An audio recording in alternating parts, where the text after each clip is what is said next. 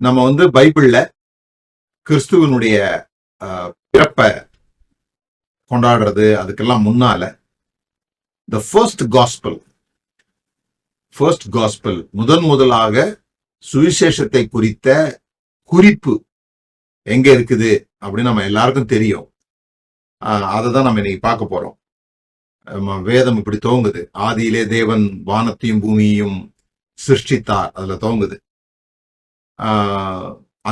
அந்த வேர்ட், ஆண்டவர் உலகத்தை சிருஷ்டித்தார் அப்படிங்கிற அந்த வார்த்தையே தேவன் அன்பாக இருக்கிறார் என்பதை நமக்கு வந்து சொல்லுகிற ஒரு வார்த்தை.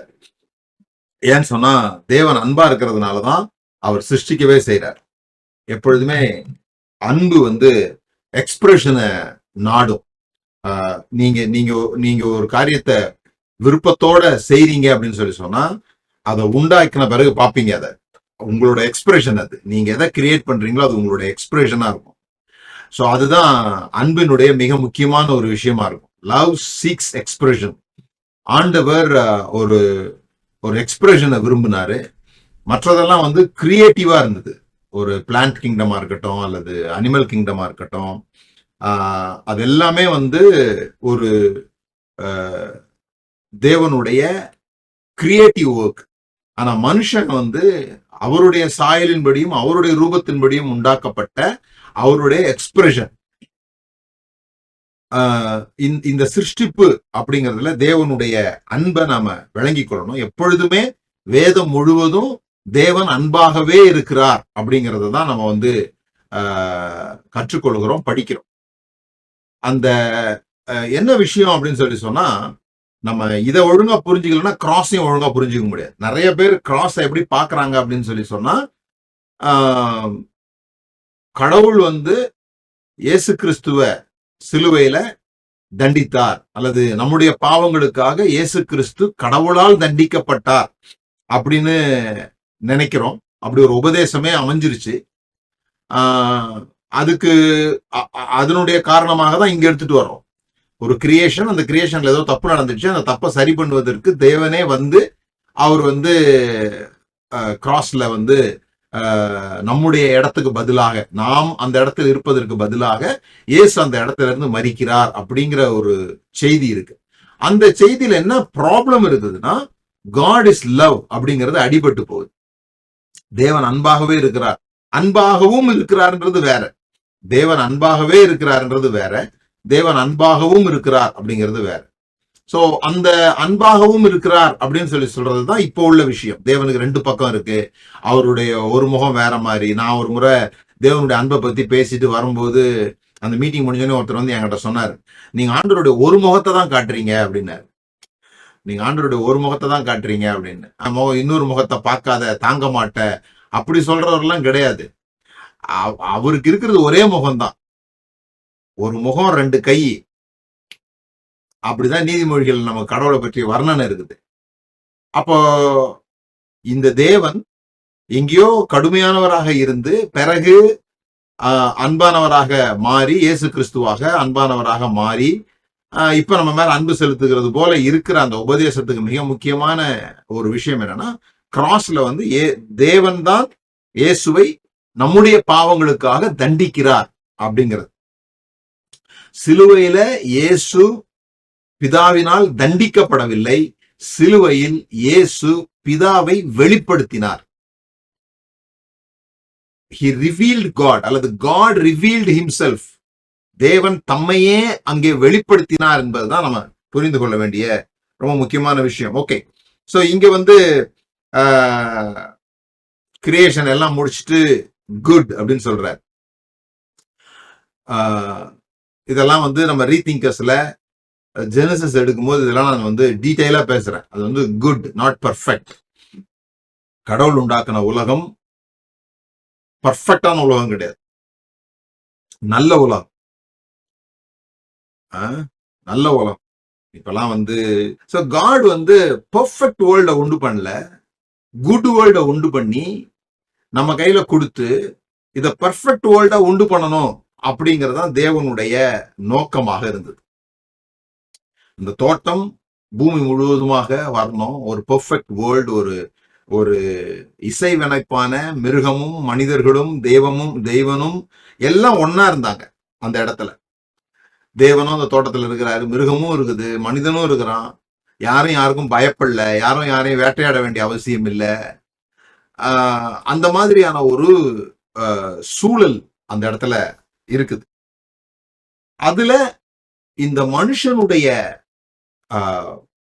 சிருஷ்டிப்பை வந்து வேதம் விசேஷமா சொல்லுது. மற்றதெல்லாம் உண்டாக கடவுது அப்படின்னு அவர் சொன்னாரு. ஆனா மனுஷனை மட்டும் அவர் உண்டாக்கினார் அப்படின்ற மாதிரி போட்டிருக்குது. இந்த அதுக்கு 2 விதமான கருத்து இருக்குது. நீங்க ஆதியாகமம் 1-2 ஸ்டோரி சொல்ற மாதிரி இருக்கும். நிறைய பேர் எப்படி யோசிப்பாங்கன்னா, ஆதியாகமம் 1ஆம் அதிகாரத்துல வந்து இன்ட்ரோடக்ஷன் மாதிரியும், அதாவது மனுஷனை உண்டாக்கினார் அப்படின்னு இருக்கிற மாதிரியும், 2வது அதிகாரத்துல வந்து எப்படி உண்டாக்கினார், மண்ணை எடுத்து அப்புறம் எலும்பை எடுத்து மனுஷை உண்டாக்கினார், அந்த டீடைல்ஸ் ஹவ் அப்படிங்கிற டீடைல்ஸ் 2வது அதிகாரத்துல கொடுத்த மாதிரியும், வாட் அப்படிங்கிறது முதல் அதிகாரத்துல கொடுத்த மாதிரியும் சொல்லப்படுகிறது உண்டு. ஆனா நீங்க நல்லா வாஸ்து பாத்தீங்கன்னா 2க்கும் ரொம்ப கான்ட்ரவர்சி இருக்கும். அங்க வந்து கனி தருகிற, விதையுள்ள கனிகளை தருகிற எல்லா விருட்சங்களையும் முதல்ல உண்டாக்கிடுவாரு, கடைசி நாள் தான் மனுஷனை உண்டாக்குவாரு. ஆனா இங்க 2வது அதிகாரத்துல பாத்தீங்கன்னா முதல்ல மனுஷன் வந்த பிறகுதான் செடி கொடிலாம் வளர்ற மாதிரி போட்டிருக்கோம். இந்த மாதிரி நிறைய விஷயங்கள்ல வந்து கான்ட்ரவர்சியா இருக்கிற மாதிரி இருக்கும். நாம அதை படிக்கல இன்னைக்கு. ஆனா உங்களுக்கு நான் சொல்றேன். இப்போ முதல்ல வந்து வெளிச்சம், பிறகு 4வது நாள் தான் சூரியன். இதெல்லாம் சயின்ஸுக்கு ஒத்து வராத விஷயங்கள். சயின்ஸ் படி இதெல்லாம் தப்பா இருக்கும். ஏன்னு சொன்னா மோசே சயின்ஸ் புக் எழுதல, மோசே தியாலஜி புக் எழுதுற. அதனால அவர் சயின்டிபிக்கா கரெக்டா இருக்க வேண்டியது இல்லை. நமக்கு தான் அந்த பதட்டம் இருக்குது. ஐயோ, பைபிள் சயின்டிபிக் படி கரெக்டா இருக்கணுமே, சயின்ஸ்ல சொன்னது கரெக்டா இருக்கு பாருங்க. இந்த உலகத்துல விஞ்ஞானி சொல்லிட்டாங்க, முதல்ல வெளிச்சம் தான் இருந்துச்சான், அப்புறமா அது அப்படியே வந்துதான் அது சூரியனா மாறிச்சான்லாம் நமக்கு சொல்லும் போது நமக்கு ஒரே சந்தோஷம். ஏன்னா பைபிள் வந்து சயின்ஸ் படி ஒத்து போகுதே அப்படின்னு சொல்லி. அது ஒத்து போக வேண்டிய அவசியம் இல்லை. ஏன்னா மோசஸுக்கு இப்போ உள்ள சயின்ஸ் தெரியாது. அவர் ஐன்ஸ்டீனுக்கு அப்புறமா உள்ளவர் கிடையாது, ஐன்ஸ்டீனுக்கு முன்னால உள்ளவர். அப்ப பைபிள் வந்து சயின்ஸை ஏற்றுக்கொள்ளவோ எதிர்க்கவோ எழுதப்படலை. பைபிள் சயின்ஸ் சொல்றதெல்லாம் சரின்ற மாதிரி வேதாகமும் சொல்லல, அல்லது சயின்ஸ் சொல்றதெல்லாம் தவறு அப்படிங்கிற மாதிரி வேதாகமும் சொல்லல. அந்த பிரின்சிபல் எல்லாம் கொடுக்கறதுக்காக இது எழுதப்படலை. முத எங்கால் தான் கப்பலே செஞ்சாரு, அது அவர் பேர் நோவா, இன்வென்டர் நோவா அப்படின்னு சொல்றதுல பெரிய பெருமை பாராட்ட வேண்டியது இல்லை. அப்படிதான் சில சமயத்துல என்ன சொல்லிடுறாங்க, நம்ம பைபிளை ரொம்ப பெருமைப்படுத்தி பேசுறோம்னு சில விஷயங்களை சொல்றது போலவே மற்றவர்கள் என்ன சொல்றாங்க, நம்முடைய அந்த சயின்ஸுக்கும் வேதத்துக்கும் ஒத்துசைவு இருக்கணும் அப்படின்னு விரும்புகிறதுனால உண்டாகிற பிரச்சனைங்க அதெல்லாம்.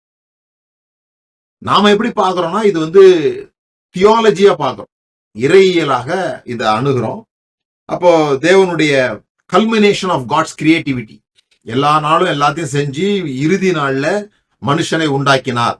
ஏன்னா முதல் சாப்டர்ல நீங்க பாத்தீங்கன்னா கடவுளுடைய பெயர் எப்படி போட்டிருக்கோம்னா அதோனாயின்னு போட்டிருக்கும், சிம்பிளி காட் அப்படின்னு போட்டிருக்கும். பொதுவா காட், அல்லாஹ் அப்படின்னு ஆதியிலே தேவன் வானத்தையும் பூமியும் சிருஷ்டித்தார் அப்படிங்கறது அந்த இடத்துல அல்லாஹ் அப்படின்னு இருக்குதுன்னு சொல்றாங்க அவங்க மொழி, அந்த அரபு மொழியில. ஆனா 2வது அதிகாரத்துல ஆண்டவரை குறித்த ஹீப்ரு வார்த்தை என்ன போட்டிருக்குன்னா அதோனாய் போடல, ஜென்ரிக் வேர்டு போடல, ஒரு பர்சனல் நேம் கொடுக்கப்பட்டிருக்கு, யாவே அப்படிங்கிற பேர் கொடுக்கப்பட்டிருக்கு, பர்சனல் காட். சோ 2 ஸ்டோரி 2மே பக்கத்துல வச்சதுனால நமக்கு இதனுடைய சீக்வலா அது தெரியுது. சோ ஆனா எப்படி பார்த்தாலும் இந்த 2வது ஸ்டோரியில பாத்தீங்கன்னு சொல்லி சொன்னா, இந்த மனுஷன் யாரு அப்படின்னு சொல்லி சொன்னா, the first born of God, தேவன் உண்டாக்கின முதல் பிறப்பு. அவன் வந்து ஆண்டவரோட கூட பார்ட்டிசிபேட் பண்றான் எல்லாத்துலயும்.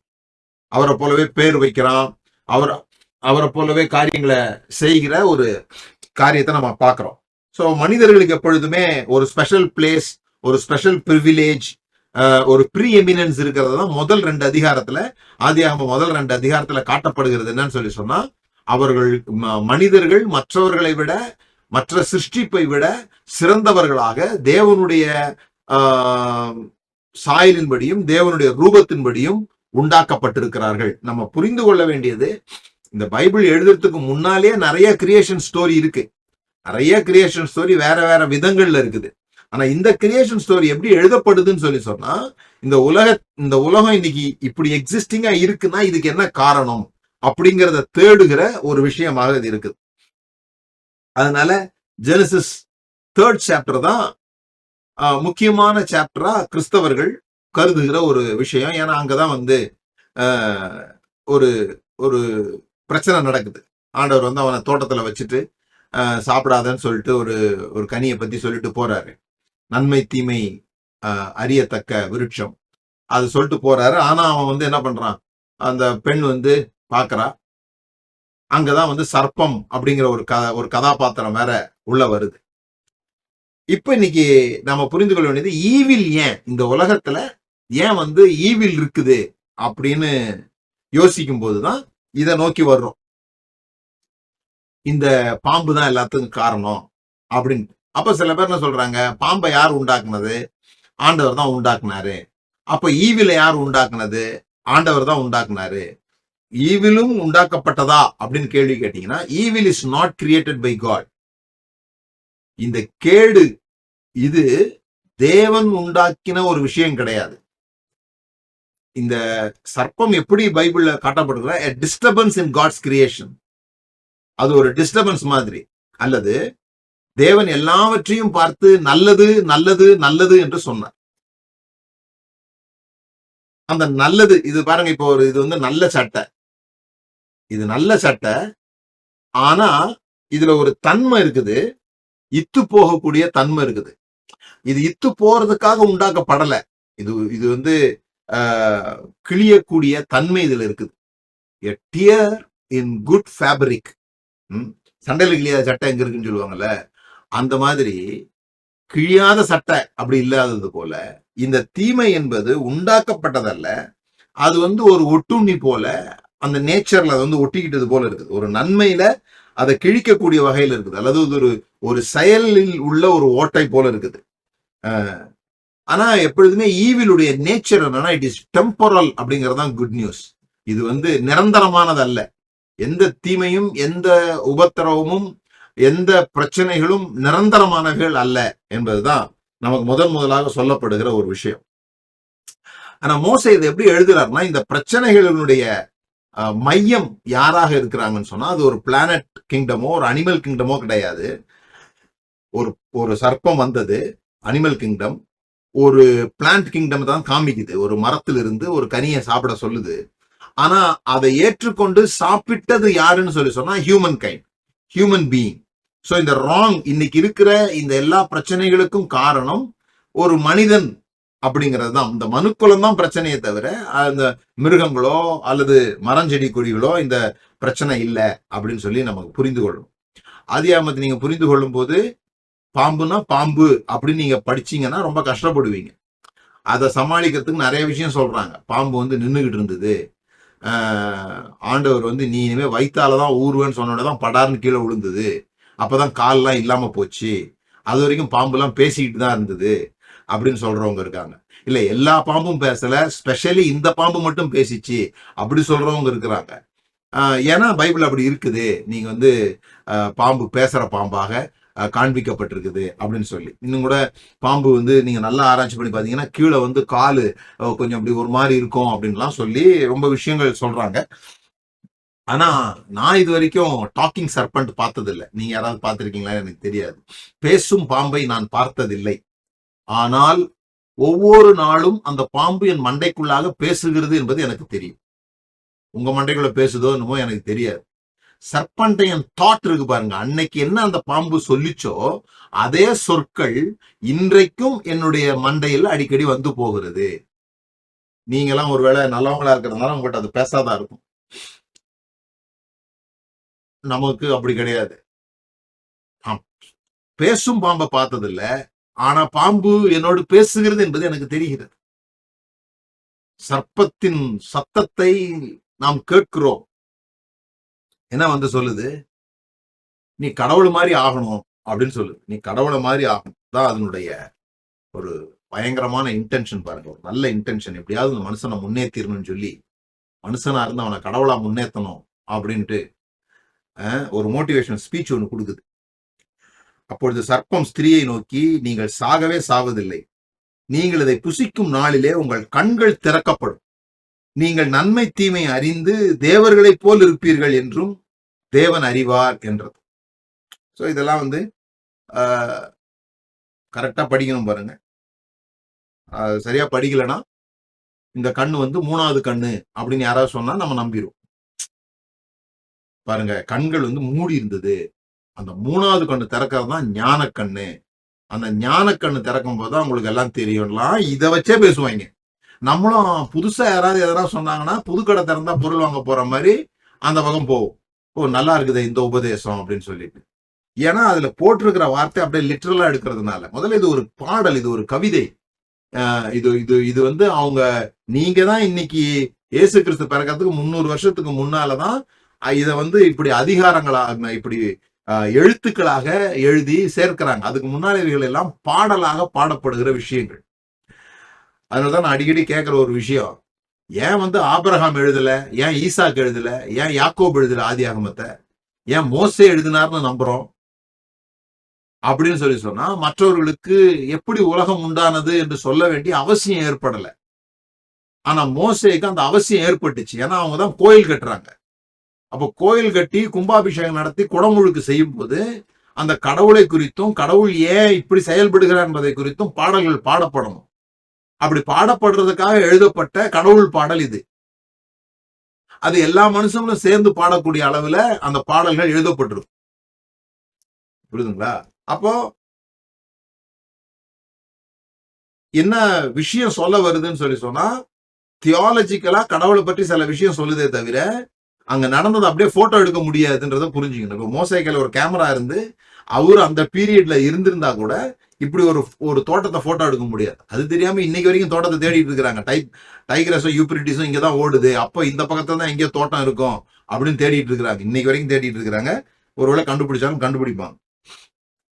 ஆனா பிசாசு சொல்ல வந்தது இதுதான், நீங்கள் இதை புசிக்கும் நாளிலே உங்கள் கண்கள் திறக்கப்படும். அப்ப அது வரைக்கும் அவங்களுக்கு கண்ணு தெரியாமலாம் இல்லை. ஏன்னா அதுக்கு முன்னாலே ஆண்டவர் எல்லா தோட்டத்தில் உள்ள எல்லா கனியும் காமிக்கிறாரு, அதெல்லாம் சாப்பிடலான்னு சொல்றாரு. அப்படின்னா அவனுக்கு கண்ணு தெரியுதுன்னு நமக்கே புரியுது.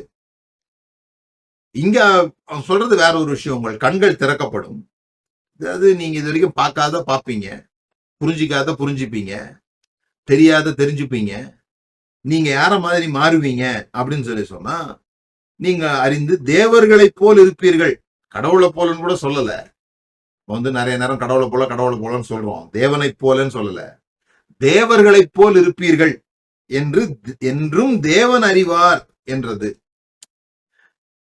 இப்ப இதுலதான் ரொம்ப முக்கியமான விஷயம். இப்ப கடவுளுடைய இன்டென்ஷன் என்ன மனுஷனை பற்றி? கடவுளுக்கு மனிதனை குறித்த ஒரு நோக்கம் இருக்குது. என்ன நோக்கம்? அவரை போல இருக்கணும். அவரை போல இருக்கணும். நமது சாயலின்படியும் நமது ரூபத்தின்படியும் மனுஷனை உண்டாக்குவோம் அப்படின்னு சொன்ன. இப்ப இந்த சர்ப்பம் என்று சொல்லப்படுகிற இந்த சிருஷ்டி இருக்கு இல்லையா, ஏதோ ஒண்ணு குழப்பம் பண்ண வந்திருக்கு இல்லையா, இதனுடைய நோக்கம் என்ன? மனுஷன் கடவுளை போல மாறணும்னு சொல்லி. கடவுளுடைய நோக்கமும் மனுஷன் கடவுளை மாதிரியே இருக்கணும்ன்றதுதான். சாத்தான் நீங்க நம்ம சொல்றோம் இல்லையா, சாத்தான் அப்படின்னு சொல்றதனுடைய நோக்கமும் அந்த ஈவிலினுடைய நோக்கமும் கடவுளை போலவே மாறணும். அதான் அவன் கொடுக்கிற டீல், அவன் கொடுக்கிற ஆஃபர் என்ன? நீங்க கடவுளை போல மாறணும் அப்படிங்கிறது. கடவுளுடைய ஆஃபர் என்ன? ஏன் அவனை இப்படி உண்டாக்குனாரு? அவன் நம்மளை போல இருக்கணும் அப்படின்னு சொல்லி. அப்ப இந்த ரெண்டு விஷயத்துக்கும் இடையில இருக்கிற பிரச்சனை என்ன? What is the temptation in this? இதுல இருக்கிற சோதனை என்ன? ஏதோ பழத்தை சாப்பிட்டான், நான் சொன்னதை நீ எப்படிடா, நான் ஒரு ஒரு ஒரு விஷயம் வச்சேன், நீ எனக்கு கீழ்ப்படியிறியான்னு பாக்குறதுக்காக நான் வந்து ஒரு பழத்தை வச்சேன், ஆனா நீ எனக்கு கீழ்ப்படியில. அப்படி கோவப்பட்ட மாதிரி தான் நம்ம வந்து பேசுறோம் நிறைய நேரத்துல. கடவுள் சொன்ன வார்த்தை அவன் கேட்கல, அல்லது இன்னும் சில பேர் இப்படி கூட சொல்றாங்க, அது கடவுளுக்குன்னு வச்சிருந்த பழம், அந்த பழத்தை எடுத்து இவன் சாப்பிட்டதுனால கடவுள் கோவப்பட்டார், எப்படா என் பழத்தை நீ எடுத்து சாப்பிடலாம் அப்படின்னு. அந்த மாதிரி கடவுள்லாம் நம்மளால பார்க்க முடியல. உண்டாக்குனவரே இன்னொன்னு உண்டாக்கி சாப்பிடாம மனுஷனை வந்து அதுக்காக தோட்டத்துல இருந்து விரட்டி, இனிமே நீ எந்த பழத்தையும் சாப்பிடக்கூடாதா, என் பழத்தையே சாப்பிட்டியா, இனிமே நீ வேற எந்த பழத்தையும் சாப்பிடக்கூடாதா அப்படின்னு சொல்லி அதை தைத்தோடலாம் கொண்டு வந்து சேர்த்து இந்த அநியாயம்லாம் நானும் படி இருக்கிறேன்றது தான் ரொம்ப முக்கியமான விஷயம். பிரசங்கம் பண்ணும்போது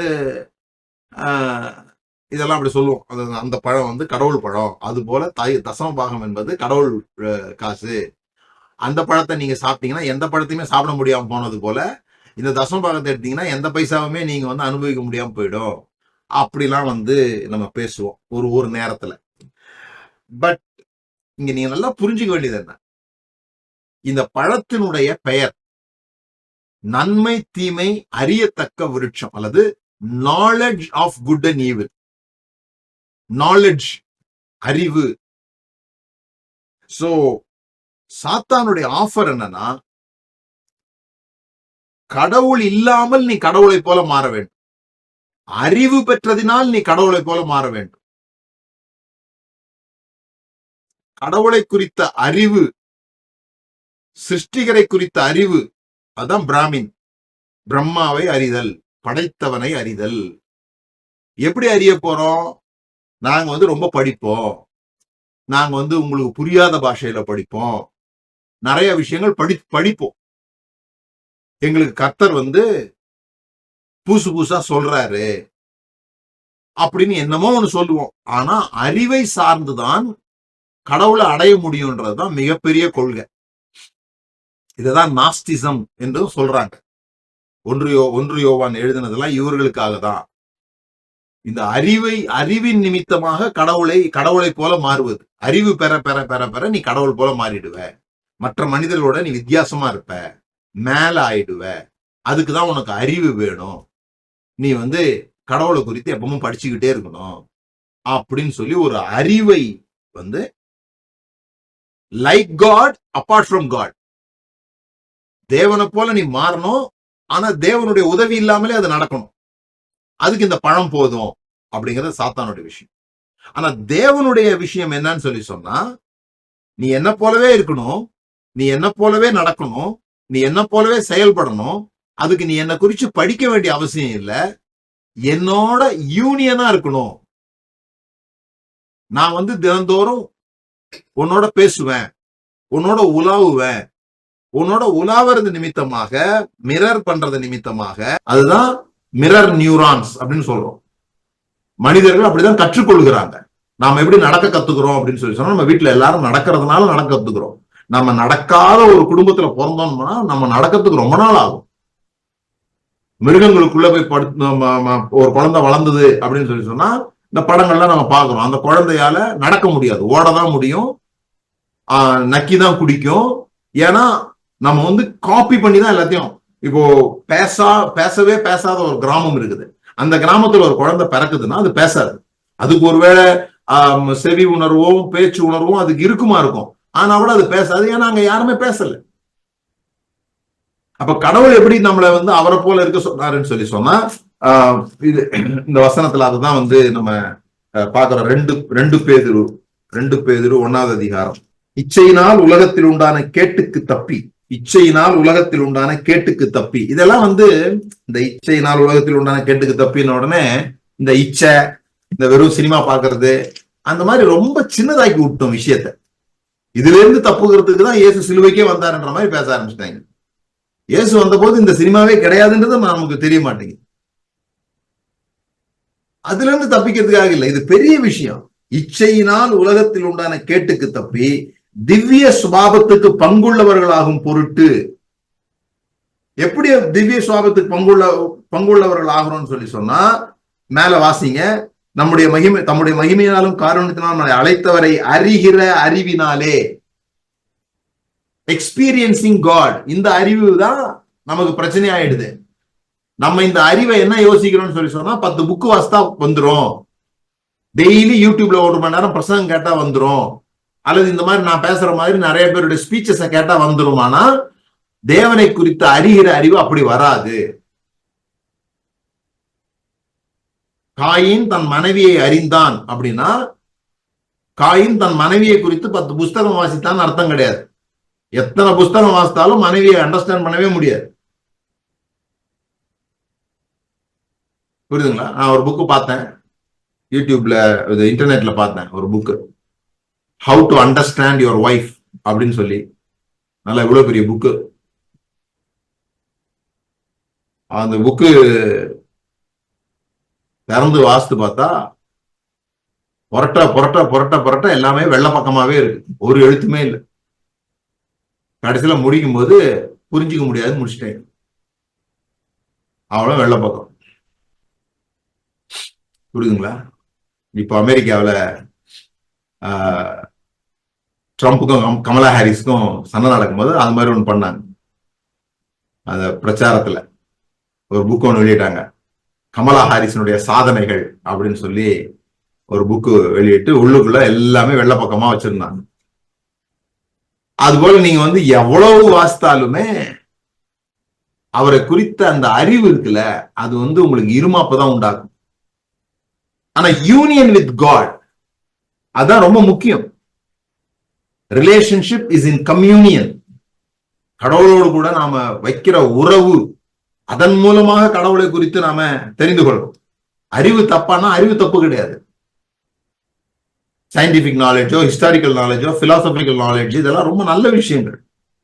அறிவு மோசமானது கிடையாது. ஆனா கடவுளை போல் ஆகுவதற்கு நம்ம காட் நமக்கு கொடுத்த இன்டென்ஷனை வந்து, நீங்க கடவுள் இல்லாமலே அறிவு பெறுவோம் இல்லையா, அங்கதான் பிரச்சனை. அதுலதான் நான் வந்து கிறிஸ்டியானியுடைய வீக்னஸ் பாக்குறேன். நாம ஒரு திருப்தி அடைகிறோம் பாருங்க சர்ச்சுக்கு போறதுல. ஏன் சர்ச்சுக்கு போறதுல திருப்தி அடைகிறோம்? போய் பிரசங்கம் கேட்கிறோம். வாரத்துல ஒரு நாள் எவ்வளவு வேலைகள் இருந்தாலும், சொந்த அண்ணன் வீட்டு கல்யாணமா இருந்தா கூட அதெல்லாம் எங்களுக்கு முக்கியம் கிடையாது, எங்களுக்கு சர்ச்சு தான் முக்கியம் அப்படின்னு பெருமை பாராட்டுற பரிசுத்தவான்கள்லாம் இருக்கிறாங்க. அவங்க என்ன பண்றாங்க, எதுக்காக போறாங்கன்னா பிரசங்கம் கேட்கறதுக்காக போறாங்க. ஏன்னா அதுல ஒரு திருப்தி வருது நமக்கு. நம்ம கடவுளுடைய வேலையை செஞ்சுட்டோம், கடவுளை குறித்து அறிந்து கொண்டோம், அதுதான் கடவுளுக்கு ரொம்ப பிடிக்கும் போல் இருக்கு அப்படின்னு சொல்லி அங்க போய் உட்கார்ந்து கேட்கிறோம். இப்ப நான் வந்து பிரசங்கம் பண்றேன், ஓகேங்களா? நிறைய விஷயங்கள் நான் பிரசங்கம் பண்றேன். நான் பிரசங்கம் பண்றதை நான் அனுபவிச்சிருக்கேன். நான் கடவுளை குறித்து நான் சொல்லுகிறேன்ல, அதை நான் எங்கேயாவது படிச்சோ அல்லது பைபிள்ல இருந்தோ அல்லது அப்படியே நான் ஜோம் பண்ணும் போது கடன்னு எனக்கு வந்து எப்படியோ நான் சொல்றேன்னா, அல்லது நான் என்ன சொல்லுகிறேனோ அது என்னுடைய அனுபவமாக மாறி இருக்கிறதான்றதுதான் இங்க பிரச்சனை. நான் அதை அனுபவிக்கல, நான் அதை வார்த்தைகளாக நல்ல அடுக்காக பிரசங்கமாக நான் பண்றேன். அதை இன்னொருத்தர் நல்லா கேட்கிறாரு, அது அவருக்கு ஒரு நாள் அனுபவமாவே மாற மாட்டேங்குது. ஆனா நம்ம ஒரு எண்ணம் வருது, எனக்கு கடவுளை குறித்து தெரியும், உன்னை விட எனக்கு நிறைய தெரியும், ஏன்னா நான் நிறைய அதுலயே தான் இருக்கிறேன், நீ வந்து எல்லா நாளும் வேலை செஞ்சிட்டு இருக்கிற, நான் வந்து பிரசங்கமா கேட்கிறேன், எங்க வீட்டுல எப்பவுமே ஏஞ்சல் டிவி தான் ஓடும், ஆசீர்வாதம் தான் ஓடும். இது பெரிய விஷயம் கிடையாது. Are you having constant communion with God? Communion தான் நான் சொல்றது. டெய்லி காலைல 6 மணில இருந்து 7 மணி தோத்திரம் ஆண்டவரே, தோத்திரம் மகிமையானவரே, 1000 ஒருவரே, 10,000 இருவரேன்னு சொல்றதெல்லாம் அந்த புகழ் பாடுறதை பத்தி நான் பேசல. 1000 ஸ்தோத்திரம் பலி புக் வாங்கி வச்சு, உங்ககிட்ட 1000 ஸ்தோத்திரம் தானே இருக்குது, என்கிட்ட 5000 ஸ்தோத்திரம் பலி இருக்குது, அந்த டயலாக் எல்லாம் வந்து அவசியம் இல்லை. அது ஒரு எப்படி சொல்றது, டெய்லி காலையில அப்பாட்ட போய் உட்கார்ந்து போற்றி போற்றி அப்படின்லாம் நம்ம சொல்றது இல்லை. லிவிங் எக்ஸ்பீரியன்ஸ், அது லிவிங் எக்ஸ்பீரியன்ஸ். நமக்கு சுவிசேஷம் சொல்றதே அப்படிதான் ஆயிடுச்சு. எனக்கு சுவிசேஷம் சொல்லுங்க, ஈச் ஒன் கேட்ச் ஒன் செமினார்லாம் நடத்துவாங்க பாருங்க, அப்பெல்லாம் எனக்கு அப்படிதான் தோணும். யாராவது எந்த அம்மாவாவது தான் பிள்ளைகிட்ட இப்படி சொல்லியிருப்பாங்களான்னு தெரியல. இந்த வர்ற வருஷத்துல ஒரு நபருக்காவது உங்க அப்பாவை பத்தி சொல்லிடணும்டா. மாசத்துல ஒரு நாளா ஒன்னாவது உங்க அப்பா அவனுக்கு எவ்வளவு நல்லது செய்யறாரா, டெய்லி உனக்கு படிக்க வைக்கிறாரு, உனக்கு துணி எடுத்து கொடுக்குறாரு, சாக்லேட் எல்லாம் வாங்கி தர்றாரு, என்னைக்காவது வெளியே போய் சொல்லிருக்கியாடா அப்படின்னு சொல்லி. ஆத்திதான் வேற மாதிரி தான் சொல்லுவாங்க. ஆனா யாரும் இப்படி சொல்றது இல்ல. நம்ம தான் சொல்றோம் போய் கடவுள் பத்தி சொல்லு, கடவுள் பத்தி சொல்லுன்னு. ஆனா நமக்கு அப்பாவுக்கு நல்ல ரிலேஷன்ஷிப் இருக்கும்போது எந்த பொருளை காமிச்சாலும் எப்ப பேசினாலும் எங்க அப்பா என்ன தெரியுமா சொன்னாங்க, எங்க அப்பா எப்படி தெரியுமா வாங்கி கொடுத்தாங்க, அப்பாவோ அம்மாவோ, ஓகேங்களா, நம்மளை யாரு அன்பு செய்யறாங்களோ அவங்கள குறித்து அப்படிதான் அது ஊஸ் அவுட் ஆகி வரும்.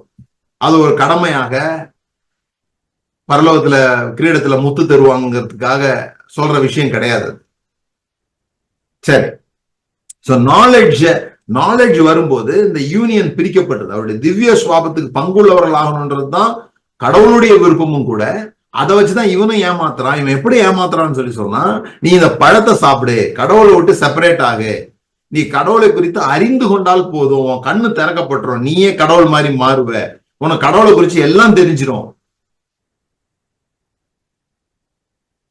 எப்பொழுதுமே சொல்றேன், நிறைய பிரசங்கம் கேளுங்க, ஒரு விஷயத்த மனசுல வச்சுட்டு கேளுங்க, நான் சொல்றதையும் மனசுல வச்சுட்டு கேளுங்க. இவரு கடவுளை குறித்த இவருடைய ஒப்பீனியனை சொல்றாருன்னு மட்டும் யோசித்துக்கணும். நான் கடவுளை குறித்த என்னுடைய ஒப்பீனியனை சொல்றேன். நீங்க கடவுளை அனுபவிக்கிறது மட்டும்தான் உங்களுக்கு உண்மை. அதை புரிஞ்சுக்கோங்க.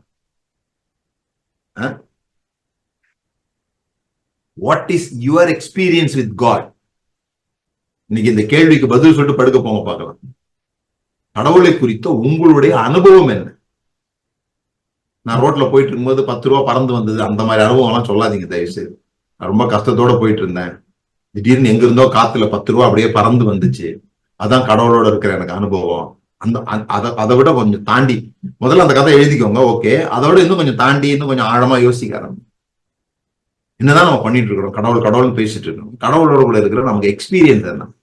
அவரை பற்றி பிரசங்கங்கள் மூலமாக கேட்காம அவரே நமக்கு அவரை பற்றி வெளிப்படுத்தி இருக்கிற விஷயங்கள் என்ன, அது எப்படி நடந்துச்சு, இது ரொம்ப முக்கியம். ஒருத்தருக்கு நடக்கிறதே இன்னொருத்தருக்கு நடக்க வேண்டிய அவசியமே கிடையாது. நீங்கள் எங்கும் தேவனை தொழுது கொள்ளும் காலம் வந்தது. இந்த மலையில இத்தனை ஸ்டெப் ஏறி போனாதான் கடவுளை பார்க்க முடியும், இந்த மலையில இத்தனை ஸ்டெப் ஏறி இந்த கலர்ல இத்தனை நாள் ஃபாஸ்டிங் இருந்து போனாதான் கடவுளை பார்க்க முடியும்னு 2 குரூப் அப்பமே இருந்தாங்க இயேசு கிறிஸ்து காலத்துல. அது ஒருத்தர் வந்து இந்த அமைப்புகள்லாம் அமைச்சிருந்தாங்க, இன்னொருத்தர் வந்து இன்னொரு அமைப்புகள்லாம் அமைச்சிருந்தாங்க. கடவுள் வந்து கேக்குறாங்க, இதுல எந்த அமைப்பு சரிங்க? இவங்களும் கடவுளை பத்தி இப்படி சொல்றாங்க, இவங்களும் கடவுளை பத்தி எப்படி சொல்றாங்க, இதுல எது நாங்க ஏற்றுக்கொண்டு நடக்கிறது அப்படின்னு கேட்கும்போது கடவுள் சொன்னாரு, நீ அங்கதான் போகணும் இங்கதான் போகணும்னு இல்ல, நீ கடவுளை அனுபவி, சத்தியத்துல உண்மையில நீ எப்படி அனுபவிக்கிறியோ அதுதான் உண்மை. ஓகேங்களா? சோ இந்த அறிதல் அப்படிங்கிறது வந்து எக்ஸ்பீரியன்ஸ். அப்ப என்ன சொல்லுது அந்த சர்ப்பம் வந்து என்ன சொல்லுதுன்னு சொல்லி சொன்னா, நான் முந்தா நாள் நாங்க ட்ரைப் அப்படின்னு ஒரு குரூப் வச்சிருக்கிறோம், ஏற்கனவே நான் சொல்லியிருக்கிறேன். தொடர்ந்து நம்மளை ஃபாலோ பண்றவங்க அவங்க வந்து ட்ரைப்ல இருக்கிறாங்க. அவங்களோட நான் இந்த காரியங்கள் தான் பேசினேன். எப்படி கடவுளை அறிதல் அல்லது அது குறித்து நாங்க வந்து விவாதித்தோம். அந்த அந்த அந்த கூடுகை வந்து பிரசங்கமா இருக்காது, ஆனா விவாதமா இருக்கும், உரையாடலா இருக்கும், எல்லாரும் பேசலாம் அதுல. அப்போ ஒருத்தர் கேட்கிற கேள்விகளுக்கு இன்னொருத்தர் பதில் சொல்லி, நான் பதில் சொல்லி, அதுல இருந்து மற்றவர்களுடைய கருத்துக்களை கேட்டு அப்படின்னு சொல்லும் போது இந்த விஷயங்களை தான் நம்ம வந்து பேசணும். சரி, என்ன ஆச்சு? இத கடவுளை விட்டு மனுஷன் பிரியறான், கடவுளோட இணைஞ்சிருக்கிறதுல இருந்து வேண்டாம், நான் இதை சாப்பிட்டு உங்க உறவை நானே கடவுளாக இருந்து பார்க்க போகிறேன், நானே ஆட்சி செய்ய போகிறேன் அப்படின்னு சொல்லும் போது அவனுடைய கண்கள் திறக்கப்படுது. அது பார்வைக்கு இனிமையும் அப்படின்லாம் இருக்கு இல்லையா, அது ரொம்ப அழகான டிரான்ஸ்லேஷன்ல இருக்கு. இந்த அந்த விருட்சம் புசிப்புக்கு நல்லதும் பார்வைக்கு இன்பமும் அப்படின்னு இருக்கு இல்லையா, இந்த பார்வைக்கு இன்பமும் அப்படிங்கிறத சரியா டிரான்ஸ்லேட் பண்ணா கிரீடினஸ்னு போட்டிருக்கு. கிரீடி, அந்த அந்த பார்வைக்கு இன்பம் அப்படிங்கிறத கொஞ்சம் வேர்ட் ஸ்டடி பண்ணி பார்த்தோம்னா, இந்த கண்கள் அப்படின்னு வர்றதே வந்து ஒரு பணம் சம்பந்தப்பட்டது. இந்த கண்ணு அப்படின்னாலே பணம் சம்பந்தப்பட்டது, கிரீடியா இருக்கிறது. நீங்க வந்து இந்த இதுல பார்க்கலாம், உன் கண்ணானது இருளா இருந்தால், அவன் கண்ணானது இருளா இருந்தால் சரீரம் முழுவதும் இருளா இருக்கும் அப்படின்னு வரும் இல்லையா. அதை வந்து ஏதோ யூத் மீட்டிங் மெசேஜுக்கு கொடுக்கப்படுற வசனம் கிடையாது. உன் கண் இருளா இருந்தால், அதாவது இச்சையில பார்த்தா அப்படின்னு. ஏன்னா அது அங்க பேசுறது வந்து அவர் இச்சையை பத்தியே பேசல, அங்க பேசுறது ஃபுல்லாவே பணத்தை பத்தி பேசுறாரு. மேல பேசுறதும் சரி, அந்த வசனத்துக்கு பிறகு பேசுறதும் சரி. உன் கண் குருடா இருந்தால், உன் கண் இருளா இருந்தால் அப்படின்னு போட்டிருக்கு இல்லையா, அந்த இருளடைந்த கண்கள் அப்படிங்கறது வந்து வன்கண்ணன் அப்படின்னு நீதிமொழிகள்ல வரும். ஈவில் ஐ அப்படின்னு வரும். If your eyes are evil அப்படின்னு டிரான்ஸ்லேட் பண்ணிருக்காங்க. அத ஒரு சாதாரண வார்த்தையில சொல்ல போனா ஈவில் ஐ அப்படின்றதுக்கு அர்த்தம் என்னன்னா கஞ்சன் அர்த்தம். நீ கஞ்சனா இருந்தா வாழ்க்கை முழுசும் கஞ்சனா இருப்ப, அதுதான் அதனுடைய அர்த்தம். அப்படி எங்கெல்லாம் வந்து இந்த கிரீடினஸ் இது மாதிரிலாம் வருதோ அங்க வந்து இந்த ஐக்கும் அதுக்கும் சம்பந்தம் இருக்கும். இங்கேயும் ஆரம்பத்திலே அதுதான் இருக்குது. ஒரு அவுட்வர்ட் அப்பியரன்ஸ் சொல்லுது. அந்த பழத்தை பார்க்கும்போது அந்த பழத்துக்குள்ள என்ன இருக்குதுன்னு அவளுக்கு தெரியல, ஆனா பழத்தினுடைய வெளிப்பிரகாரமான அந்த அவுட்வர்ட் எக்ஸ்பீரியன்ஸ் அவளை ஈர்க்கிறது. இன்றைக்கும் மனிதர்களுக்கு எதை ஈர்க்குதுன்னு சொல்லி சொன்னா, ஒன்று அறிவு, இன்னொன்னு அதிகாரம், இல்லைன்னா ஆஸ்தி. இந்த அவுட்வர்ட் அப்பியரன்ஸ் தான் நமக்கு ரொம்ப முக்கியமா இருக்குது. இது தவறு இல்லை. ஏன்னா அவுட்வர்ட் அப்பியரன்ஸ் ஒண்ணு இருக்கணும் தானே, அது தவறு இல்லை. ஆனா அது மட்டுமே இருக்கும்போது தான் பிரச்சனையாகுது. என்ன, எதுக்காக இந்த அறிவு, அதிகாரம், ஆஸ்தி எல்லாம் எதுக்காக? இந்த அறிவு கடவுளை போல மாறுறதுனா என்ன? நீ கடவுளை போல ஆவேன்னு சொன்னாலே அப்படின்னா என்ன? வேற ஒண்ணும் இல்ல, இன் கண்ட்ரோல். ஆனா எல்லாருக்குள்ளயும் ஆசை என்ன தெரியுமா? நாம சொல்றபடி எல்லாம் நடக்கணும், நாம நினைச்சபடி எல்லாம் நடக்கும். புருஷனோ பொண்டாட்டியோ பிள்ளையோ பக்கத்துக்காரங்களோ அரசாங்கமோ போலீஸ்காரரோ எல்லாரும் நாம சொல்ற மாதிரி நாம நினைக்கிற மாதிரி இந்த உலகம் ரன் ஆனா எவ்வளவு நல்லா இருக்கும். அதுதாங்க நீங்க கடவுளா இருக்க விரும்புறீங்கன்னு அர்த்தம். அதனாலதான் மத்தவங்க நம்ம பேச்ச கேட்கலாம் நமக்கு அவ்வளவு கோபம் வருதுல்ல. நம்ம செய்யற காரியத்தை யாராவது தப்பு சொல்லிட்டா நமக்கு ரொம்ப கோபம் வருதுல்ல. ஏன்னா நாம கடவுளாக இருக்க விரும்புகிறோம். இன்னைக்கு வரைக்கும் அது பிரச்சனை. யார கடவுளா மனிதர்கள் பார்ப்பாங்க அப்படின்னு சொல்லி சொன்னா, யாருக்கு அறிவு அதிகமா இருக்குதோ, யாருக்கு பணம் நிறைய இருக்குதோ, யாருகிட்ட அதிகாரம் அதிகமா இருக்குதோ அவர்கிட்ட கண்ட்ரோல் வந்துடுது. இப்ப எப்படி ஒரு ஒரு ஒரு பாஸ்டரோ அல்லது ஒரு அரசியல் தலைவரோ இவங்க எல்லாம் எப்படி பேச்சால மற்றவங்களை கண்ட்ரோல் பண்ண முடியும். பணக்காரர் எப்படி தாங்கிட்ட பணம் இருக்குது என்பதை மற்றவர்களுக்கு காண்பிக்கும் பொழுது ஆட்டோமேட்டிக்கா ஒரு இன்ஃபுளுயன்ஸ், ஒரு கண்ட்ரோல் வந்து அவங்களுக்கு கிடைக்குது. அதே மாதிரிதான் அதிகாரத்தில் இருக்கவங்க. ஏன் அதிகாரத்துக்காக இவ்வளவு போராடுறாங்கன்னா, அதிகாரத்தில் இருந்தா அவங்க நிறைய பேரை வந்து கண்ட்ரோல் பண்ண முடியும். Everything boils down to the word control. எல்லாம் என் கட்டுப்பாட்டுல இருக்கணும். வண்டி எடுக்கிறோம், காரோ டூ வீலரோ எடுக்கிறோம், சாவியை போட்டு சுவிட்சை தட்டுறோம், வண்டி ஓடிச்சுன்னா அப்படி அதோட ஒரு பந்தா வரும் பாருங்க, அது வரும். என்னைக்கோ ஒரு நாள் சாவி போட்டு கிக் பண்ணும்போது வண்டி எடுக்கலன்னு வச்சுக்கீங்க, வண்டியெல்லாம் எட்டி வைப்பாங்க. நீ கூட நான் சொல்றதை கேட்க மாட்டேன்றியே அப்படின்னு சொல்லிட்டு. ஏன்னா இவ்வளவு நாள் அது வந்து சொல்றத கேட்ட மாதிரி இவங்க நினைச்சிட்டு இருந்தாங்க. நம்ம புரிந்து கொள்ள வேண்டியதுதான், என்னைக்கும் எதுவும் நம்ம கண்ட்ரோல்ல இல்லவே இல்லை. புரியுதுங்களா? இப்ப நாம என்ன நினைச்சுன்னு இருக்கிறோம், நீங்க எல்லாம் ஜூம்ல வந்து நம்பரை போட்டீங்க, வந்துட்டீங்க, இப்ப வந்து பிரசங்கம் கேட்டுக்கிறீங்க, வா சூப்பர். ஆனா உங்க வீட்டுல கரண்ட் இருந்தது, இன்டர்நெட் இருந்தது, உங்களுடைய கம்ப்யூட்டரோ மொபைலோ சரியா வேலை செய்யுது. இதெல்லாம் சரியா வேலை செய்யறதுனால நீங்க உள்ள நுழைஞ்ச உடனே உங்களுக்கு வந்துருச்சு, அவ்வளவுதான். ஒரு வண்டியை நீங்க ஸ்டார்ட் பண்றீங்கன்னா அந்த வண்டியை ஸ்டார்ட் பண்ண 100 விஷயம் உள்ள நடக்குது. இதுல இருந்து அங்க போய் ஒரு இந்த பெட்ரோல் வந்து போய் ஒன்னு உழுது, கார்பரேட்டரு அது இதுன்னு சொல்லி எல்லாம் இயங்குகிறதுனால நீங்க ஏதோ கண்ட்ரோல்ல இருக்கிற மாதிரி ஒரு இல்யூஷன் இருக்குதே தவிர ஒருபோதும் நம்ம கிட்ட கண்ட்ரோல் இல்ல அப்படிங்கிறது நமக்கு புரியல. ஆதாமுக்கு உடனே புரிஞ்சிருச்சு. எல்லா கண்ட்ரோலும் நம்ம கிட்ட வருதுன்னு நினைச்சுக்கிட்டு பழத்தை சாப்பிட்டு பார்த்துட்டா ஒரு கண்ட்ரோல் நம்ம கையில இல்ல, நிர்வாணமா இருக்கிறோன்றது புரிஞ்சுக்கிடுச்சு. நிர்வாணம் பப்புஷம் கிடையாது. துணி இல்லாம இருக்கிற நிர்வாணத்தை பத்தி அங்க சொல்லல. பேர்னபிளா இருக்கிறோம், தாக்கப்படக்கூடிய ரீதியில இருக்கிறோம், நாம் பாதிக்கப்படக்கூடியவர்களாக இருக்கிறோம். இதுல இருந்து பாதிக்கவே பட முடியாத ஒரு இடத்துக்கு போறதுக்கு தான் மனிதர்கள் முயற்சி பண்றாங்க. அதுக்குதான் பணம் சேர்க்கிறோம், அதுக்குதான் அதிகாரத்தை உடையவர்களா மாற பாக்குறோம், எல்லாம் என் கண்ட்ரோலுக்கு கீழே இருக்கணும். கடைசியில தோட்டத்தை விட்டு வெளியே வரான். தோட்டத்தை விட்டு வெளியே வரும்போது ஆண்டவர் ஒரு வார்த்தை சொல்லுவார் பாருங்க. பின்பு தேவனாகிய கர்த்தர், இதோ மனுஷன் நன்மை தீமை அறியத்தக்கவனாய் நம்மில் ஒருவரை போல் ஆனான். கடவுள் சொல்லிட்டாரு, இவன் நம்மள மாதிரி ஆயிட்டான் அப்படின்ட்டாரு, காட் ஆயிட்டான் அப்படின்ட்டாரு. ஆனா என்ன விஷயம்னா, நம்ம கிரியேட்டர் காடா மாறாம we became gods of death, gods of death, gods of life மாறல. அதான் பிரச்சனை. இதுதான் சிலுவையில வெளிப்படுது. நீங்க யாரு? கடவுளே வந்தாலும் கொல்லக்கூடிய கடவுளாக மனிதர்கள் இருக்கிறாங்க. God of death. நம்ம அழிவிற்கு பிரதிநிதிகளாக மாறினோம். அததான் காயின்ல பாக்குறோம். நம்ம எதை கிரியேட் பண்ணாலுமே அது அழிவுக்கு நேரா போயிடுது. எவ்வளவு முக்கியமான விஷயம் பாருங்க, இந்த மொபைல் போன் எவ்வளவு ஒரு அருமையான கண்டுபிடிப்பு. ஆனா இன்னைக்கு எல்லா பிரச்சனையும் காரணம் அதான் சொல்றாங்க. நிறைய குடும்பம் பிரிஞ்சு போறதுக்கு காரணம் அதான் சொல்றாங்க, பணத்தை மோசடி பண்றதுக்கு அதான் காரணங்கிறாங்க, எல்லாத்துக்கும் அதான் காரணங்கிறாங்க. சோ மனுஷன் என்ன பண்றான்? பெரிய பெரிய விஷயங்கள் செய்யணும்னு தான் மனுஷன் ஆசைப்படுறான். மனுஷனுடைய எண்ணமே என்ன ஆயிடுச்சுன்னா, நான் பெருசா ஏதாவது செஞ்சா மத்தவங்க எல்லாம் என்ன என்ன பண்ணுவாங்க? அட்ராக்ட் பண்ணுவாங்க. அது வரைக்கும் நமக்கே ஒரு ஃபீலிங் வரமாட்டேங்குது. இப்ப நம்ம சர்ச்சில், நீங்க சர்ச்சை வச்சிருந்தீங்க, அல்லது நீங்க சர்ச்சுக்கு போறீங்கன்னா, உங்க சர்ச்சில் ஒரு 20 பேர் இருக்கிறாங்கன்னு வச்சுங்களேன், உங்களுக்கு அந்த அளவுக்கு ஒரு இதுவா இருக்காது. ஒரு 20,000 பேர் சர்ச்சுனா நீங்க எல்லாத்தையும் போய் சொல்லுவீங்க.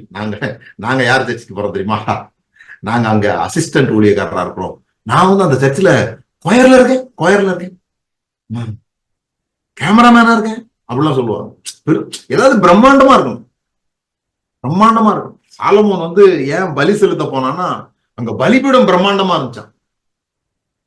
ஆண்டவர் நைட்டு சொல்றாரு, நீ வந்த இடம் சரி கிடையாது அப்படின்னு சொல்லிட்டு உனக்கு ஞானத்தை தர்றானு வேற இடத்துக்கு போயிட்டான். அடுத்த நாள் காலையில பிரம்மாண்டத்துக்கு போல. எல்லாமே இங்க பிரம்மாண்டமா நடக்க வேண்டியது இல்லை, எல்லாமே சத்தத்துல இருக்க வேண்டியது இல்லை, எல்லாமே ஆடம்பரத்துல இருக்க வேண்டியது இல்லை. பால் தயிர் ஆகும்போது எந்த சத்தமும் ஏற்படுறது இல்லை தானே. பால் தயிர் ஆகும்போது நைட் எல்லாம் எந்த சத்தமும் போடுறது இல்லை. காலையில எழுந்து பார்த்தா தயிர் ஆயிடுது. எவ்வளவு பிரம்மாண்டமான விஷயம் தெரியுமா? அததான் இயேசு பரலோக ராஜ்யத்துக்கு ஒப்பிட்டார். 1 படி மாவு 3 படி மாவை புளிக்க வைக்குது. என்ன சத்தம் போடுது? ஒரு சத்தமும் எழுப்புறதே இல்லை. மாவு புளிக்கும் போது ரொம்ப புளிச்சா நாத்தம் தான் அடிக்கும், வேற எந்த சத்தமும் எழுப்பாது.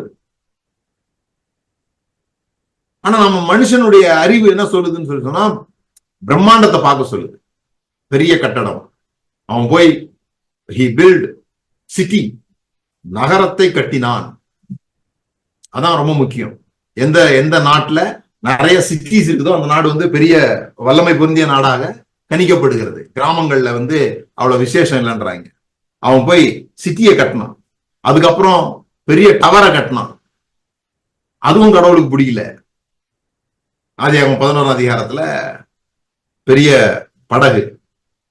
அப்புறம் ஒருத்தவன் தான் நேபுகாத் நேச்சார்னு சொல்லி, கடவுள் தோட்டம் தானே உங்களுக்கு பிரச்சனை, நானே ஒரு தோட்டத்தை கட்டுறேன் அப்படின்னு தோட்டத்தை கட்டினா மிருகமா மாறிட்டான்.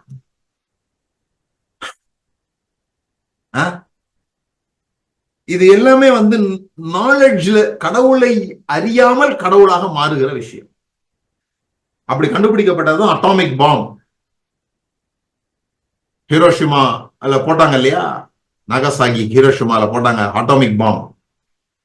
அத முதல் முறையாக டெஸ்ட் பண்ணாங்க. எங்க டெஸ்ட் பண்ணாங்க தெரியுமா? ஜூலை 16ஆம் தேதி 1945 மெக்சிகோல டெஸ்ட் பண்றாங்க. முதல் நியூக்ளியர் டெஸ்ட். அதுக்கு என்ன பேர் தெரியுமா? அந்த நியூக்ளியர் டெஸ்ட் பண்றதுக்கு என்ன அந்த ப்ராஜெக்ட் பேர் தெரியுமா? Project Trinity. Project Trinity. Wikipedia போய் பாருங்க, என்ன மாதிரி வச்சிருக்காங்க பாருங்க. அதனுடைய தலைவர் ஓப்பன் ஹிமியர்ன்றவர் தான் அதனுடைய தலைவராக செயல்பட்டார். அது வெடிச்சது. வெடிச்ச உடனே 1000 சூரியன் ஒரே நேரத்துல பிரகாசிக்கிற மாதிரி பிரகாசிக்குது. நிறைய விஷயங்கள் அங்க நடக்குது. அதை முடிச்சுட்டு வெளியே வர்றாரு, காருக்கு வர்றாரு. வரும்போது ஒரு வார்த்தை சொல்றாரு, now I became the death, the destroyer of world. இது அந்த ட்ரினிட்டி ப்ராஜெக்டினுடைய தலைவர் சொன்ன வார்த்தை. Now I became the death, the destroyer of the world. இப்ப நான் கடவுள் ஆயிட்டேன். என்ன கடவுள் ஆயிட்டேன்? காட் ஆஃப் டெத்தா மாறிட்டேன். நான் சொந்த சகோதரன் என்னால கொல்ல முடியும். எனக்கு ஒன்று வேண்டும் சொல்லி சொன்னா அது யார வேணா நான் கொல்லுவேன். ஏன்னா கண்ட்ரோல் என் கையில இருக்கணும். நான் நினைச்சது நடக்கணும். நான் நினைச்சது நடக்கலன்னா எப்படி வேணா பழி வாங்குவேன். அதுக்கு பல வித்தைகள் எல்லாம் நம்ம யூஸ் பண்ணுவோம். ஆக மொத்தம் சுத்தி பார்த்தா நான் நினைச்சது நடக்கணும், கண்ட்ரோல் என் கையில இருக்கணும். அவ்வளவுதான் விஷயம். இந்த இப்போ ரஷ்யாவுக்கு உக்ரைனுக்கு சண்டை நடந்துட்டு இருக்குது. ஒரு நேரத்துல அது பேரும் ரஷ்யா தான். பிரியறதுக்கு முன்னால உக்ரைனிகாரனுடைய கையிலயும் ரஷ்யா பாஸ்போர்ட் தான் இருந்திருக்கும். அப்ப இப்ப கொல்றது யார கொல்றாங்க? ஒரு காலத்துல சகோதரன் சொன்னவங்க தான் இப்ப கொல்றாங்க.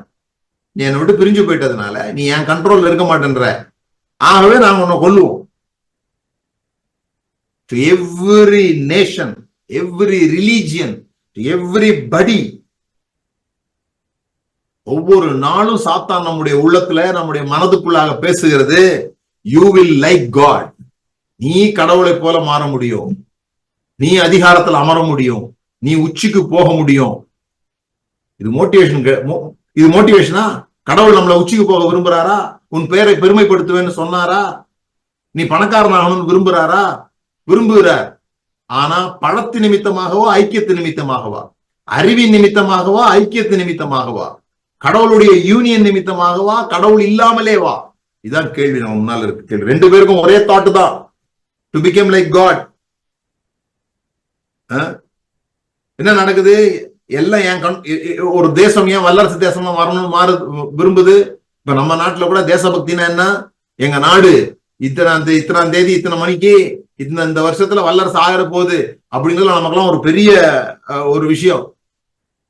வல்லரசு ஆக போறோமா இல்ல சுத்தமாவே இல்லாம போக போறோமான்றது தெரியல போற ஜிடிபி ரிப்போர்ட் எல்லாம் பார்த்தா. ஆனா சொல்றாங்க வல்லரசு ஆக போகுது. அதுக்கு விரோதமா பேசினா நம்ம ஆன்டி இண்டியனா மாறிடுவோம். சரி, வல்லரசாகி என்னப்பா பண்ண போறீங்க அப்படின்னா, எங்களுக்கு பிடிக்காதவங்களும் கொல்லுவோம், நாங்க சொல்றதுபடி கேட்காதவங்களும் கொல்லுவோம். நீ என்னோட சேரலன்னா உன்னையும் கொல்லுவேன். நான் கொல்றது சரின்னு நீ சொன்னீங்கன்னா நீ ஆளு, இல்லைன்னா நீ எனக்கு ஆன்டி. ஆன்டினா எதிர்ப்பாளர்கள். என்ன கடவுள்னா என்ன நினைக்கிறாங்க? Authority to kill anybody who you hate because they are not acting according your way. நான் நினைத்தது போல நீ நடக்கவில்லை என்பதனால் உன்னை கொல்வதற்கான அதிகாரம் என்னிடம் இருக்கிறது. கொல்றதுதான் கத்தி எடுத்து கொல்றது மட்டும் கிடையாது. அதுதான் இயேசு சொன்னாரு. கோவப்படுறதும் கொலை பண்றதும் ஒண்ணுன்னு எங்க சொன்னாரு? சகோதரனை மூடனேன்னு சொன்ன எங்க சொல்லுவோம் மூடனேன்னு சொல்லிட்டு? நான் சொல்றதுபடி நீ கேட்கல, நீ முட்டாளு, உனக்கு விஷயம் தெரியல, எனக்கு தான் தெரிஞ்சிருக்கு. அப்ப நான் யாரு? எல்லாம் தெரிந்த ஏக்கு ஏ போட்டு சொல்லுவாங்க, எல்லாம் தெரிந்த ஏகாம்பரமா அப்படின்னு சொல்லுவாங்க, எல்லாம் தெரிந்த கடவுள். அதனால நான் சொல்ற ஆலோசனை தான் சரியான ஆலோசனை. நான் சொல்றதை தவிர வேற யாராவது ஏதாவது சொன்னாங்கன்னா அதெல்லாம் சரி கிடையாது அப்படின்னு என்ன சென்ட்ரல் பொசிஷனை கொண்டு வந்துகிட்டே இருக்கிறேன். இதுதான் பிரச்சனை. இப்ப என்ன நடக்குது? டெத் ஆண்டவர் அவனை தோட்டத்தை விட்டு வெளியே அனுப்புறாரு. வெளியே அனுப்பும் சும்மா அனுப்பல. இதுதான் இன்னைக்கு செய்தி. அவ்வளவுதான். வெளியே அனுப்பும் போது ஒரு ஹோப் கொடுத்து அனுப்புறாரு, ஒரு ப்ராமிஸ் அவனுக்கு கொடுக்குறாரு. அததான் நாம கிறிஸ்துமஸினுடைய முதல் சுவிசேஷமாக சொல்கிறோம். என்ன சொல்றோம்? உனக்கும் ஸ்திரீக்கும் உன் வித்துக்கும் அவள் வித்துக்கும் பகை உண்டாக்குவேன், அவர் உன் தலையை நசுக்குவார், நீ அவர் குதிங்காலை நசுக்குவாய் என்றார். இத போய் நீங்க இஸ்ரவேலர்களை கேட்டீங்கன்னா அவங்க இயேசுனோ, மோசேட்ட கேட்டா கூட அவர் இயேசுனோ சொல்ல போறது இல்லை. அல்லது நாம நினைக்கிற மாதிரியான கதைக்கு அவங்க போறது இல்லை. ஏன்னு சொல்லி சொன்னா, இந்த அவர் என்பது வர்பும் கிடையாது, நவுனும் கிடையாது. ஆகவே அது யாருன்ற ஒரு தீர்மானத்துக்கு வர முடியல. இத கேட்டுக்கிட்டு இருந்த ஸ்திரீ இருக்கிறாங்கல்ல, சாத்தாண்ட சொல்லும் போது உன் வித்துக்கும் ஸ்திரீ வித்துக்கும் பகை உண்டாக்குவேன்னு சொல்லும்போது, ஆதாம் தன் மனைவியை ஏவாளை அறிந்தான், அவள் கர்ப்பவதியாகி காயினை பெற்று கர்த்தரால் ஒரு மனுஷனை பெற்றேன் என்றாள். கர்த்தரால் ஒரு மனுஷனை பெற்றேன் என்றாள். அவ எப்படி புரிஞ்சுக்கிறா இத? உனக்கு பிறக்க போற புள்ள உன்னை காப்பாத்த போகுது, உன்னை மறுபடியும் தோட்டத்துக்கு கொண்டு வர போகுது, உன்னை மறுபடியும் ஜீவ விருட்சம் சாப்பிட வைக்க போகுது. அதனாலதான் இன்னைக்கு வரைக்கும் புள்ள இல்லைன்னா அவ்வளவு பெரிய கஷ்டம் ஏன் மக்களுக்குன்னு சொல்லி சொன்னா, என்னை காப்பாத்த ஆள் இல்லையேன்னு. என்னை காப்பாத்த ஆள் இல்ல, என் புள்ளதான் சாத்தான கொல்ல போறான், அந்த சர்ப்பத்தை மிதிக்க போறான். அதான் இம்மீடியட் அண்டர்ஸ்டாண்டிங் அவங்களுக்கு, இம்மீடியட் அண்டர்ஸ்டாண்டிங். அதனாலதான் எவ்வளவு நாள் கழிச்சு பிறந்தான் அடுத்த நபர்னு போடல, ஆபேலும் பிறந்தான்.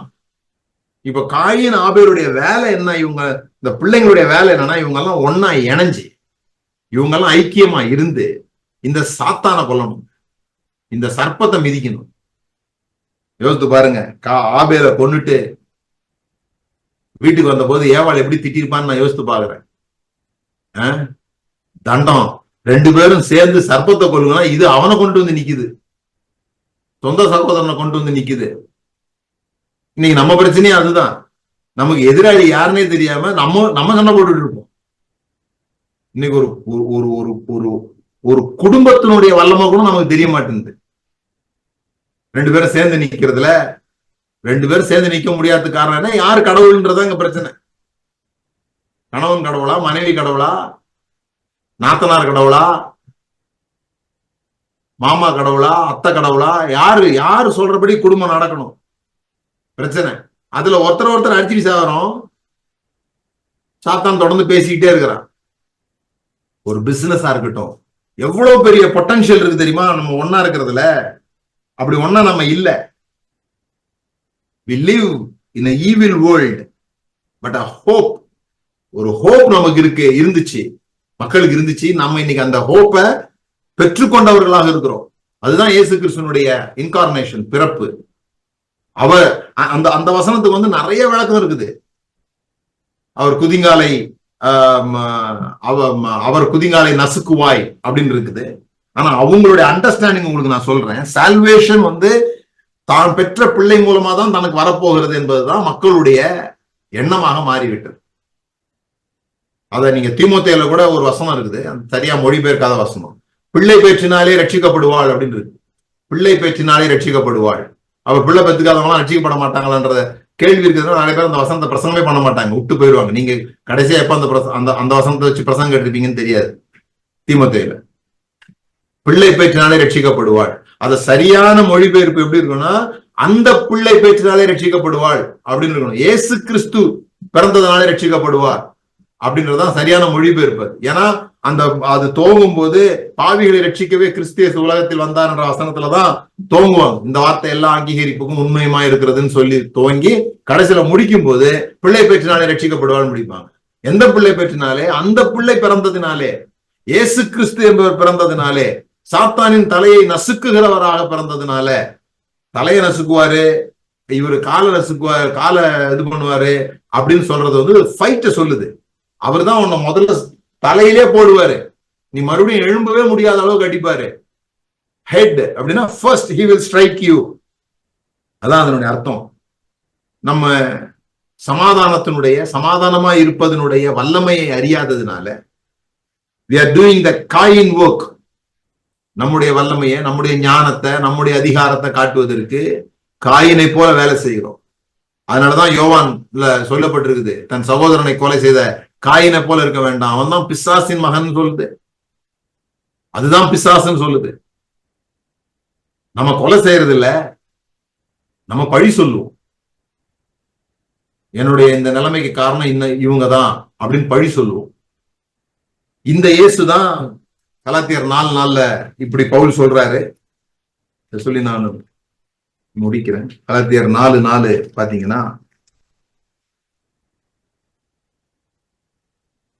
காலம் நிறைவேறின போது ஸ்திரீனிடத்தில் பிறந்தவரும் நியாயப்பிரமாணத்துக்கு கீழானவருமாகிய தம்முடைய குமாரனை தேவன் அனுப்பினார். இதை பற்றி நான் விளக்கம் சொல்றதுக்கு இப்போ டைம் இல்லை. ஆனா இதுதான் அங்க ஆதியாகமத்துல சொல்லப்பட்ட அந்த ஹோப் இங்க ரியலைஸ் ஆகுது. இவர்தான் அவர், இவர் எப்படி அத சரி பண்ணாரு அப்படின்னு சொல்றது ரெவலேஷன் 12:9, வெளிப்படுத்தின விசேஷம் 12:9 அது எப்படி நடந்துச்சு அப்படின்றத சொல்றாங்க. உலகம் அனைத்தையும் மோசம் போக்குகிற பிசாசு என்றும் சாத்தான் என்றும் சொல்லப்பட்ட பழைய பாம்பாகிய பெரிய வலு சர்ப்பம் தள்ளப்பட்டது. அது பூமியிலே விழத்தள்ளப்பட்டது. அதனோட கூட அதனை சேர்ந்த தூதரும் தள்ளப்பட்டார்கள். என்னது தள்ளப்பட்டார்கள்? எப்படி தள்ளப்பட்டார்கள்? அப்பொழுது வானத்தில் ஒரு பெரிய சத்தம் உண்டாகி, இப்பொழுது ரட்சிப்பும் வல்லமையும் நமது தேவனுடைய ராஜ்யமும் அவருடைய கிறிஸ்துவின் அதிகாரமும் உண்டாயிருக்கிறது. இரவும் பகலும் நம்முடைய தேவனுக்கு முன்பாக நம்முடைய சகோதரர் மேல் குற்றம் சுமத்தும் பொருட்டு அவர்கள் மேல் குற்றஞ்சாட்டுகிறவன் தாழ தள்ளப்பட்டு போனான். யார் தாழ தள்ளப்பட்டு போனா? வியாதி கொடுக்கிறவனா? பணம் இல்லாம ஆக்குறவனா? ஆக்சிடென்ட் உருவாக்குறவனா? யார் தள்ளப்பட்டு போனதா சொல்லிருக்கு தெரியுமா? சகோதரன் பேரில் குற்றஞ்சாட்டுகிறவன் தள்ளப்பட்டு போனான் அப்படின்னு சொல்லி. நம்ம வியாதி பிசாசு இருந்து வருதுன்னு சொல்றோம், என்ன பணம் இல்லாம ஆக்கிறதுக்கு பிசாசு தான் காரணம்னு சொல்றோம். நான் இன்னொருத்தர பழி சொல்றதுக்கு பிசாசு தான் காரணம்னு சொல்றது இல்லை. அவன் இயேசு கிறிஸ்து பாருங்க, he is innocent, he is righteous. ஆனா எல்லா பிளேமையும் அவர் மேல கொண்டு வர்றாரு சிலுவையில. மொத்த பிளேமையும் ஒரு லாரியில பொருள் ஏத்துற மாதிரி எல்லா பிளேமும் அவர் மேல ஏத்தி மரணத்துக்குள்ளாக போய் பாதாளத்துக்குள்ள இறங்கி மொத்த பிளேமை அங்க கொட்டிட்டு, இங்கேயே பிதாவே அவர்களுக்கு மன்னியும்னு சொன்னார். எழுந்து வந்து யாரையும் அவர் குறை சொல்லல, பயப்படாதீங்கன்னு சொன்னாரு. உயிர்த்தெழுந்து வந்து, ஏன்னா எல்லா பிளேமும் எங்க இருக்கு தெரியுமா? இப்போ பாதாளத்துல இருக்கு, நரகத்துல இருக்கு. எல்லா பிளேமும் அங்கதான் கொண்டு போய் கொட்டினாரு.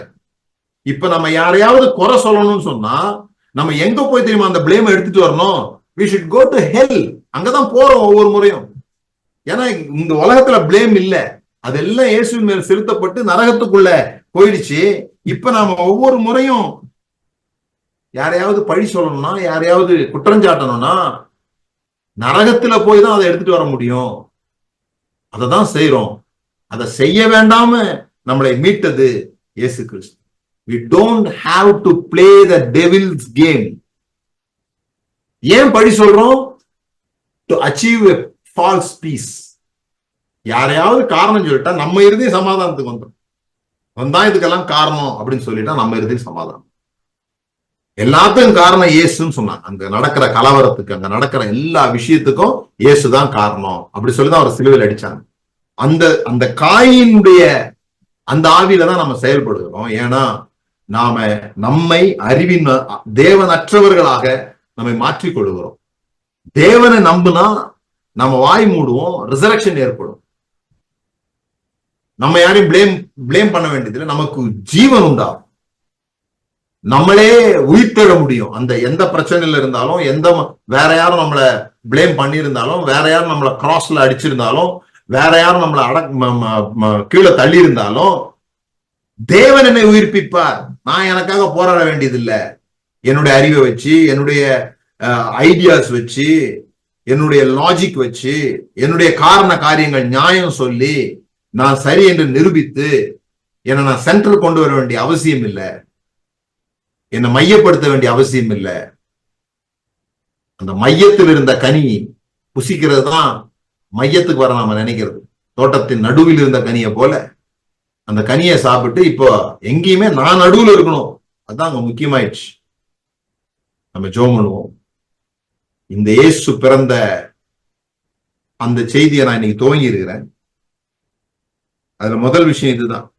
ஏதாவது கெட்டது நடக்கும்போது, ஏதாவது நமக்கு வலி வேதனையை கொண்டு வரும்போது, நாம நினைச்சது நடக்காத போது, we have an impulse. யாரை குறை சொல்லலாம்? இது காரணத்தை யாரை குறை சொல்லலாம்? என்ன தவிர நான் யாரையாவது சொல்லணும். அப்படி சொன்னா எனக்கு கொஞ்சம் பெட்டர் ஃபீலிங் கிடைக்கும். அதான் மனிதர்களுடைய எண்ணம். இதுல இருந்துதான் நம்ம முதல்ல விடுதலை ஆகணும். பெரிய விடுதலை இது இல்ல. ஏன் இதுல இருந்து விடுதலை ஆகணும்னா, இதுதான் மனிதர்களுக்குள்ள சமாதானத்தை கொண்டு நம்ம எல்லாரும் சேர்ந்து அந்த சர்ப்பத்தை தான் எதிர்த்து போராட வேண்டிய அவசியம் இருக்கு. தவிர நாம ஒருத்தருக்கு ஒருத்தர் போராடி நாம தேவனாக வேண்டிய அவசியம் இல்லை. அப்படி ஏன் ஆக ட்ரை பண்றோம்னா, தேவன் அற்றவர்களாய் இருந்து தேவனை குறித்த அறிவினாலே தேவனை எனக்கு தெரியும் சொல்ல பாக்குறோம். அதுதான் முழு பைபிளும். கர்த்தர் தான் எங்களை கொல்ல சொன்னாரு, கர்த்தர் தான் வெட்ட சொன்னாரு, கர்த்தருக்கு இது பிடிக்காது, கர்த்தருக்கு அது சரி அது பிடிக்காது. உனக்கு யார் சொன்னா? எனக்கு பிடிக்காது, அதனால கர்த்தருக்கும் பிடிக்காது. டைட்டா பேண்ட் போட்டா எனக்கு பிடிக்காது, அதனால கர்த்தர் சொல்லிட்டாரு யாரும் டைட்டா பேண்ட் போடக்கூடாது. முடி நீளமா வச்சா எங்களுக்கு அசிங்கமா இருக்குது, எங்க கொள்கைக்கு அது சரி வரல, எங்க சர்ச்சுக்கு அது சரி வரல. கர்த்தர் சொல்லுகிறார் முடியை நீளமாக வைக்காது என்று. எதெல்லாம் நமக்கு பிடிக்கலையோ, எதெல்லாம் நமக்கு அருவருப்பா இருக்கோ, எதெல்லாம் நமக்கு கோபத்தை உண்டு பண்ணுதோ, அதெல்லாம் கடவுளுடைய கோபமா காட்டுறோம். அதெல்லாம் கடவுளுடைய விருப்பம். நமக்கு எதெல்லாம் பிடிச்சிருக்குதோ, நம்ம எதெல்லாம் சரின்னு நினைக்கிறோமோ, அதெல்லாம் கடவுளுடைய சரியாக சொல்றோம். இது கடவுளுடைய அனுபவம் இல்லாத வெறும் அறிவிலிருந்து வருகிற பிரச்சனை. அந்த எழுத்து தான் கொன்று கொண்டிருந்தது. ஆனா ஆவி உயிர்ப்பிக்கிறதா இருக்கு. பிதாவே, இயேசுவின் நாமத்தினால் உங்களுக்கு நன்றி செலுத்துகிறோம். எங்களோட வாழ்க்கையில நாங்க உங்களுடைய இன்கார்னேஷனை, நீங்க பூமிக்கு வந்து என்ன செஞ்சீங்கன்றத கற்றுக்கொள்ள முயற்சிக்கிறோம். அது எங்களுடைய அனுபவமாக மாறட்டும். எப்படி நீங்க அந்த பிளேமை எடுத்து கடவுளுடைய வல்லமை உங்களுக்குள்ள வந்து ரிசரக்ஷன் அனுபவமாக மாறினதோ, உயிர்த்தெழுதல் என்பது உங்களுடைய அனுபவமாக இருந்ததோ, அது போல அதை அனுபவிக்க நாங்க எங்களை மையத்துல கொண்டு வருகிற அதிலிருந்து விலகி கடவுளோடு கூட இருக்கிற ஐக்கியத்தினாலே கடவுளை போல மாறுகிற அதற்குள்ளாக எங்களை நீர் நடத்தும்படியாக, அந்த எக்ஸ்பீரியன்ஸ் எங்களுக்கு உண்டாகும்படியாக நாங்கள் ஜெபிக்கிறோம். இயேசுவின் நாமத்தினால் பிதா.